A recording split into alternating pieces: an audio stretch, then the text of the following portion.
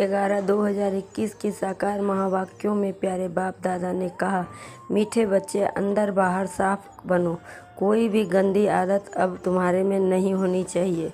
प्रश्न में बाबा ने कहा, ब्राह्मण बच्चों को बाप से पूरा वर्षा लेने के लिए किन किन धारणाओं पर ध्यान रखना है। उत्तर में बाबा ने कहा, इस जन्म में बाप का बनकर ऐसा कोई पाप कर्म न हो जिसकी 100 गुना सजा खानी पड़े। दूसरा बाबा ने कहा, बाप जो अति मीठा है वह तुम्हें भी आप समान मीठा बनाते हैं, इसलिए मुख से कोई भी कड़वा बोल ना निकले जिससे दूसरे को दुख हो।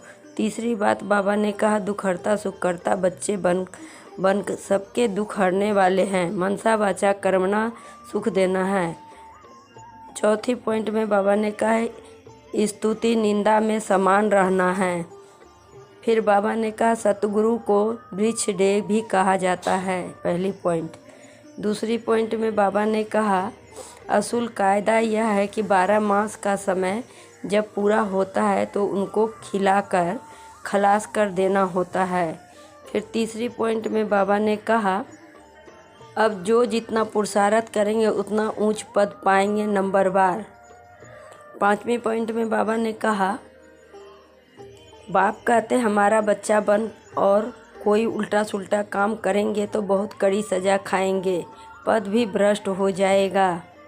इसलिए भगवान खुद बैठ पढ़ाते और देवता बनाने के लिए देवताओं की महिमा गाते। सर्वगुण संपन्न, अहिंसा परमो धर्म। हिंसा 2 प्रकार की होती है, एक तो काम कटारी की हिंसा, मनुष्य आदि मध्य अंत दुख पाते हैं। दूसरा क्रोध में आकर एक दो को मारते दुख देते दुखी होते हैं।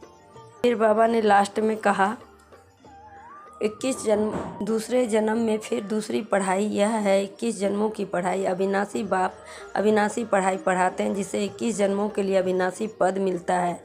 बाप से 21 जन्मों के लिए वर्षा मिलता है। तुम बच्चे जानते हो, यह पुरानी दुनिया नई दुनिया, भारत अकेला था, अब फिर यह चक्र फिरना है, नई सृष्टि की स्थापना, पुरानी का विनाश होगा। यह तो गाया हुआ है, परमपिता परमात्मा ब्रह्मा द्वारा आकर नई दुनिया स्थापन करते हैं। ब्राह्मण तो जरूर चाहिए ना। फिर बाबा ने कहा, तुमको भी ज्ञान के सिरान पर चढ़ते हैं तो तुम कितने अच्छे हो जाते हो। अच्छा मीठे मीठे सिक्की लदे बच्चों प्रति माता पिता बाप दादा का याद प्यार और गुड मॉर्निंग। रूहानी बाप की रूहानी बच्चों को नमस्ते। हम रूहानी बच्चों की रूहानी बाप दादा को याद प्यार और गुड मॉर्निंग। नमस्ते नमस्ते, सदा रहो हंसते, बन जाओ फरिश्ते, चलते रहो परम धाम के रास्ते।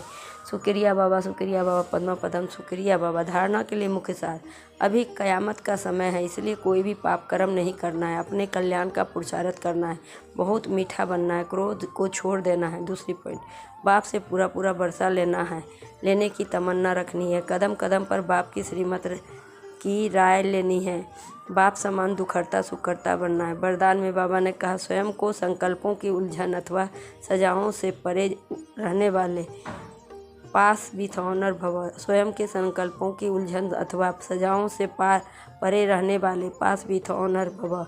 स्पष्टीकरण, पास विथ ऑनर अर्थात मन में भी संकल्पों में भी सजा न खाए। धर्मराज के सजाओं की बात तो पीछे है, परंतु अपने संकल्पों की भी उलझन अथवा सजाओं से परे रहना है, यह पास विथ ऑनर होने वाले की निशानी है। वाणी कर्म और संबंध संपर्क की बात तो मोटी है, लेकिन संकल्पों में भी उलझन पैदा न हो ऐसी प्रतिज्ञा करो, तब पास विथ ऑनर बनेंगे। स्लोगन में बाबा ने कहा, ज्ञान का घृत और योग की बत्ती ठीक हो तो खुशी का दीपक जगता रहेगा। ज्ञान के घृत और योग की बत्ती ठीक हो तो खुशी का दीपक जगता रहेगा। ओम शांति, ओम शांति।